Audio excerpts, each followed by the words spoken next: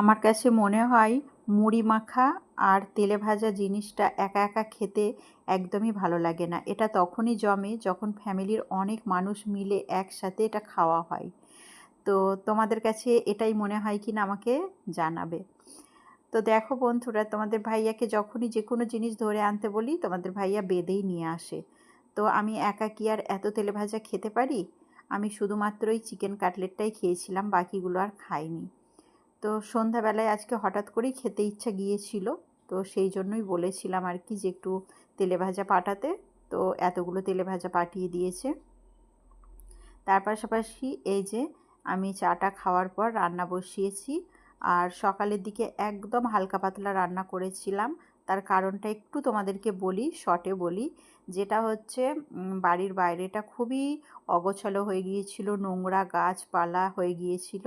এবার তোমাদের ভাইয়া বাড়িতে না থাকার কারণে আমাকেই দেখতে হয়েছে, যেহেতু লেবার লাগানো হয়েছে তাকে দিয়ে সমস্ত কাজগুলো আমাকে করিয়ে নিতে হয়েছে। অনেক টবে গাছপালা লাগানোর জন্য মাটি ফাটি রেডি করা হয়েছে, সেগুলো আমি দাঁড়িয়ে থেকেই করেছি। এবার যেহেতু আমার ছোট বাচ্চা আছে, আমাকে বাড়ির ভিতরটাও দেখতে হয়, বাচ্চাটাকে সামলাতে হয়, আমার কোনো হেল্পিং হ্যান্ড নেই যেহেতু। তো সব মিলিয়ে মিশিয়েই আজকে সেই জন্য তোমাদের মাঝে একটা ভিডিও শেয়ার করতে পারিনি। তো সন্ধ্যার পর থেকেই এই একটা ছোট্ট ভিডিও আমি শ্যুট করেছিলাম, কিছু কাজকাম করলাম, তো ভাবলাম একটু একটু করে শ্যুট করি, যেগুলো তোমাদের মাঝে শেয়ার করে দেব।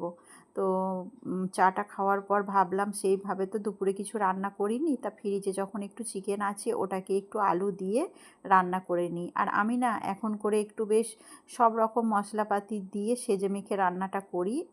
খেতে বেশ ভালোই হয়। তোমরা কারা কারা আমার মতো এইভাবে রান্না করো আমাকে অবশ্যই কমেন্টে জানিও। তো রান্না শেষে ছেলের সাথে সময় কাটালাম, একটু ছেলেকে খাওয়ালাম, তারপরেও দেখছি যে সময় কাটছে না, মানে এত তাড়াতাড়ি সন্ধ্যা হয়ে যাচ্ছে, তাই না? তখন চলে গেলাম কিচেনে গিয়ে কিচেনটাকে বেশ একটু সুন্দর করে হাতের মতো করে আবার সাজিয়ে গুছিয়ে নিলাম।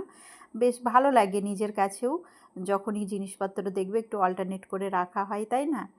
তো যাক, সমস্ত কিছু করার পর এই যে দেখো, এইটা আমি অনলাইনে অর্ডার করেছিলাম, আজকেই এসেছে। তো তোমাদের ভাইয়া বাড়ি আসার পর এটা লাগিয়ে দিয়েছে।